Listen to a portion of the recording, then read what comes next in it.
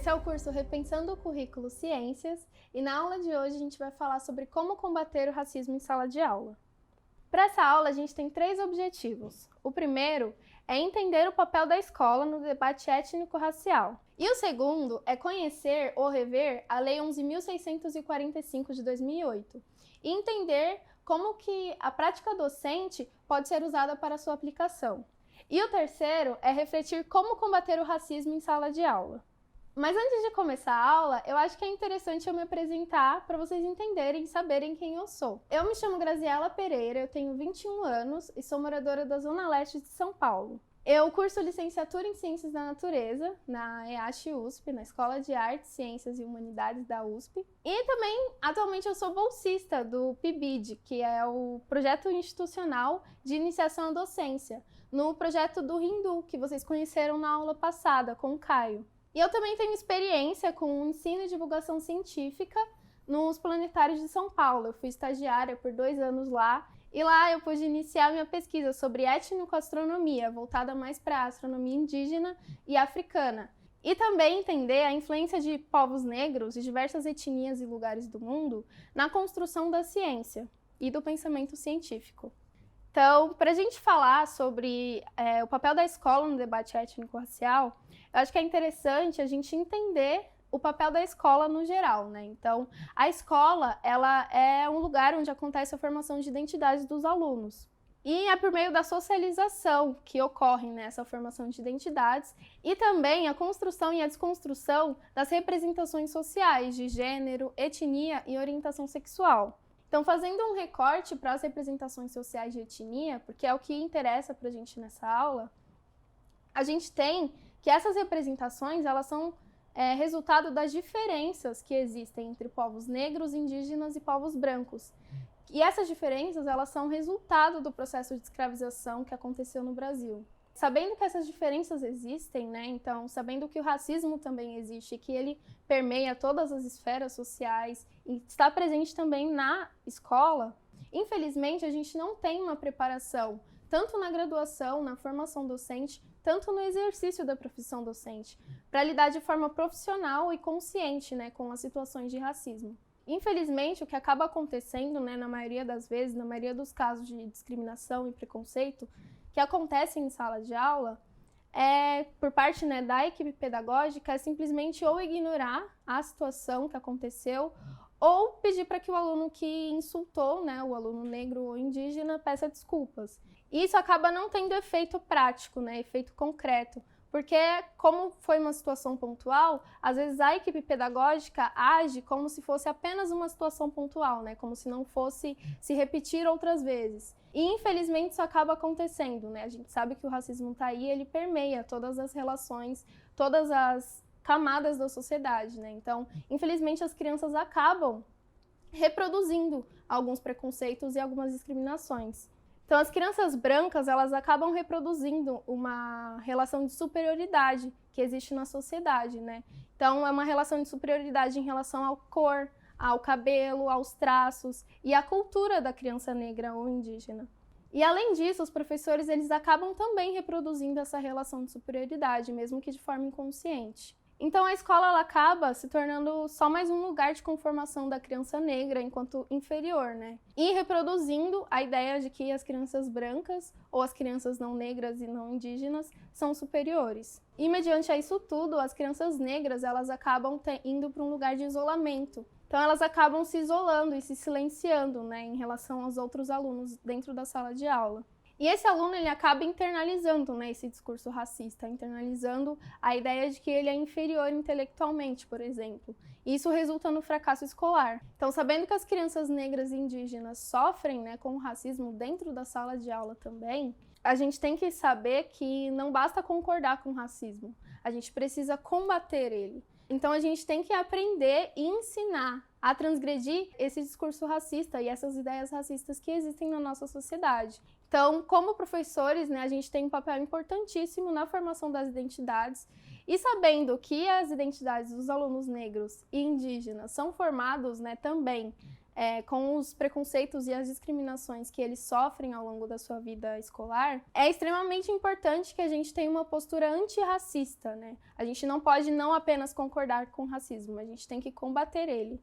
Então, a gente tem que ter uma postura antirracista e trabalhar com uma educação antirracista. E essa educação antirracista, ela tem que passar por todos os conteúdos presentes na escola, ela tem que passar por todos os currículos, todas as disciplinas e também todos os espaços e esferas dentro da escola. Porque, para que exista a educação antirracista, a gente precisa criar um ambiente em que não exista medo em falar sobre o racismo, em que não exista receio também de falar sobre o racismo. E os professores, eles também têm que entender que falar e debater sobre o racismo não é dar vantagens para o aluno negro ou indígena, e sim colocar em xeque essa estrutura racista que vivemos. Então, para que a gente tenha essa educação antirracista, é importante e é extremamente necessário que os professores e que a equipe pedagógica da escola se atualizem em relação aos conteúdos e às formas, né, de se debater sobre questões étnico-raciais dentro da escola.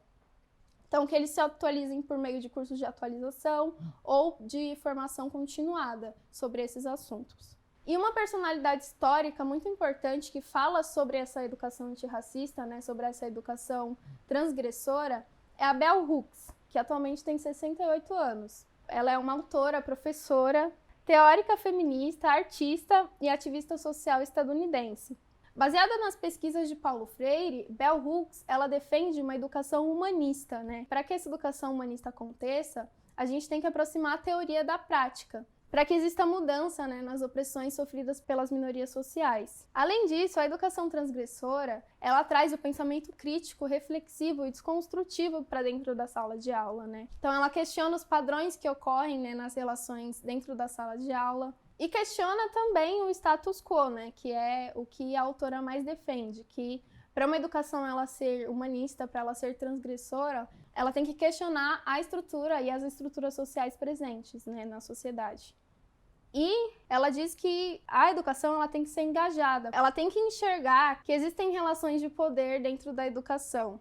E com esse entendimento, né, de relações de poder dentro do processo de educação, a gente consegue desarticular a escola como lugar de opressão e tirar, né, o aluno do lugar de inferioridade, do lugar que foi dado a ele como inferior, né, por causa do processo de escravização.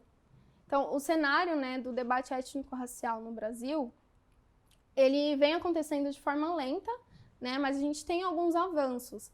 Um exemplo é a Lei 11.645, de 2008. Ela pauta o ensino da história e cultura afro-brasileira, indígena e africana. Então, para essa lei ela ser sancionada, para ela ser criada, né, houve a Lei 10.645, de 2003, antes, né, que falava sobre o ensino da cultura e da história africana e afro-brasileira.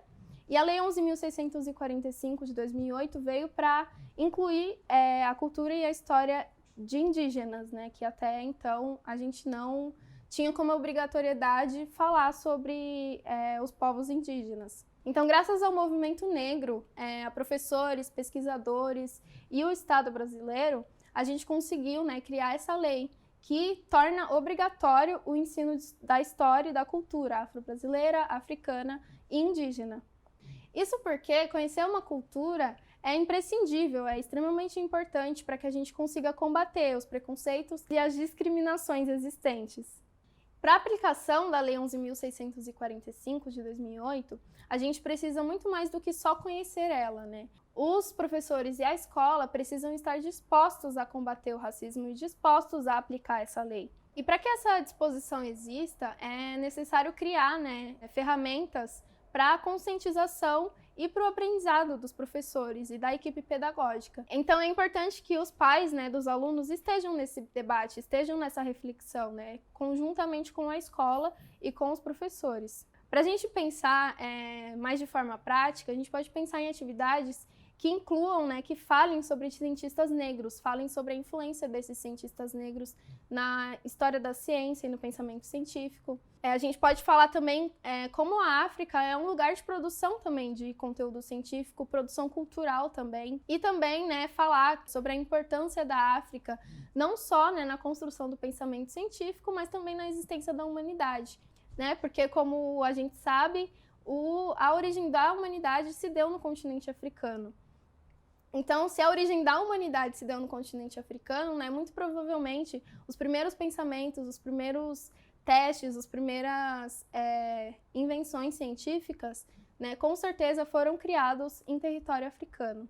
Então, é importante que a gente apresente os saberes africanos como saberes positivos, né?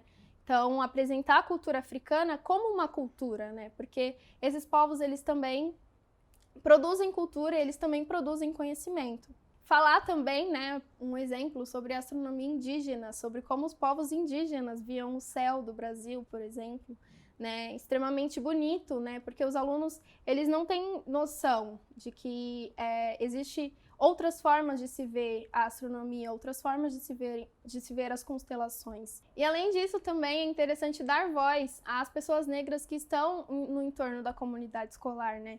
Desde a secretaria, aos serviços gerais, a vizinhos também da escola, né? Para que os alunos eles vejam que essas pessoas, né, que são importantes para a sociedade, estão muito mais próximas do que a gente imagina. E, né, como eu disse, é importante que exista também o envolvimento dos pais nesse debate, porque o racismo ele está em todos os lugares. Então, a escola ela não pode ter a responsabilidade de sarar todas as feridas da sociedade, né? Todos os males da sociedade. Então, os pais, eles também têm que estar envolvidos nesse processo, porque o combate ao racismo, ele tem que acontecer em todos os lugares, em todas as esferas, né, sociais. Então, ter os pais nesse processo é fundamental. E como indicação de leitura, eu trouxe 2 livros, né, para a gente descolonizar os nossos saberes, né, para a gente ter outro olhar para a ciência. Então, o primeiro livro se chama Descolonizando os Saberes, a Lei 10.636 de 2003 no ensino de ciências. Esse livro, ele traz algumas sequências didáticas que pautam o debate étnico-racial e as questões raciais no ensino de ciências. Então, ele traz atividades que falam sobre personalidades negras na construção da ciência. Fala também, né, sobre a diferença de racismo estrutural, racismo social e racismo biológico, que vocês viram, né, na aula anterior também. E o segundo livro, Descolonizando os Saberes também, mas ele fala sobre as mulheres negras na ciência, né? Esses livros, eles são extremamente satisfatórios para você que quer, né, criar planos de aula, criar planejamento de aula, que paute a Lei 11.645, né, que cumpra a Lei 11.645 e que fale sobre as questões raciais dentro da ciência, né? Porque, como eu disse, né, a educação antirracista ela tem que estar em todos os meios, então ela tem que estar dentro do ensino de ciências também. E como também indicação mais para curiosidade, né, para leitura complementar, eu trouxe um livro que se chama Gênios da Humanidade, Ciência, Tecnologia e Inovação Africana e Afrodescendente. E esse livro, ele traz, assim, desde o início, né, da humanidade até os dias atuais, diversas personalidades, diversos povos que contribuíram com a ciência e povos africanos e afrodescendentes, né? E uma personalidade, né, que eu trouxe, que é muito interessante da gente mostrar para as crianças, é o Cheikh Anta Diop. Ele foi um historiador físico e político senegalês. Eu gosto muito dele, né, da história dele, porque quando ele foi defender a tese de doutorado dele na Universidade de Sorbonne, na França, não foi aceita, né, a tese dele não foi aceita, porque ele defendia que o Egito, que a população egípcia, foi uma população negra, né? O Egito, presente no continente africano, foi uma população de cor negra, né? E a Universidade de Sorbonne não aceitou isso, né? E ele, por 10 anos, estudou, né, a sua tese e aperfeiçoou ela, e criou na Faculdade de Dakar, no Senegal, um laboratório de datação de radiocarbono. Porque ele queria saber, né, a quantidade de melanina presente nas múmias egípcias. Foi bem difícil, né, ele conseguir acesso às múmias egípcias, porque envolve um processo muito complicado, né, com o governo federal, né, tanto do Egito quanto do Senegal, né, porque ele estava estudando na Universidade de Dakar. Mas ele conseguiu provar que ele conseguiu ver, né, que a melanina presente nas múmias era suficiente para dar a tonalidade negra para os povos egípcios. Então ele provou, né, a sua teoria depois de 10 anos, e eu acho muito interessante a gente falar sobre ele, né, citar o Cheikh Anta Diop em algum momento, né, na nossa aula de ciências, para mostrar para os alunos negros e indígenas, né, sobretudo, que eles também são capazes de fazer ciência, né? E podem haver momentos, né, que eles não vão conseguir defender os seus ideais e o que eles querem, né, para a vida, por causa da sociedade racista, né? Então a gente tem que entender que trazer personalidades negras e indígenas que produzem ciência é mostrar para essas crianças que elas também podem, né, ser cientistas. Porque o maior problema, né, atualmente, principalmente nos livros didáticos e nos materiais de divulgação científica, é a falta de representação, né, de pessoas negras e pessoas indígenas. Também eu trago um jogo da memória online sobre cientistas negras brasileiras. E esse jogo ele foi feito pela Universidade Federal do Paraná.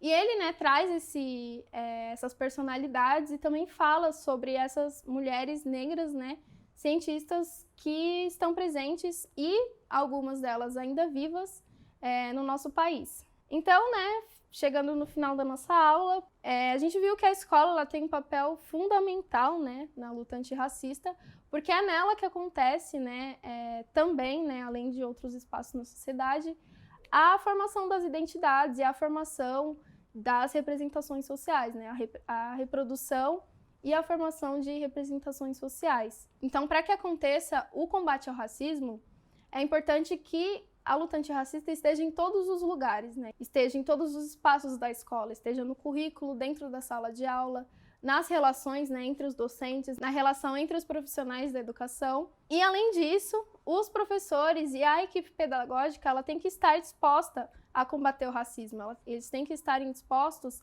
a pensar, né, e a repensar os seus planejamentos e os seus currículos, visando a não reprodução das discriminações e dos preconceitos existentes na nossa sociedade. Então, sabendo disso, é extremamente importante debater sobre o racismo, né? Falar sobre o racismo, porque só falando sobre o racismo, sobre a existência dele, é que a gente vai conseguir combater ele. Então, falar sobre o racismo em todos os aspectos, né? Em todos os momentos e sempre que possível, né? E falar também, não só sobre o racismo, mas sobre pessoas racializadas que fizeram e fazem, né, ciência, que são muito importantes no pensamento científico atual e na história da ciência. E essas são as minhas referências, né? Algumas indicações de leitura também, que vão estar, né, na plataforma. Mas daqui eu acho que é interessante destacar essa referência do NEAB, né, do Núcleo de Estudos Afro-Brasileiros e Indígenas do Instituto Federal de São Paulo, que são sugestões de biografias de personalidades negras e indígenas para se aplicar à lei, né, sobre o ensino de história e cultura afro-brasileira e indígena. E também, né, como leitura assim fundamental, acho que a mais importante é o livro da Bell Hooks, né, Ensinando a Transgredir, a Educação como Prática da Liberdade, que esse livro ele fala, né, sobre como se criar uma educação humanista, né, como se criar uma educação antirracista na prática. E é isso, espero que vocês tenham gostado, muito obrigada e tchau!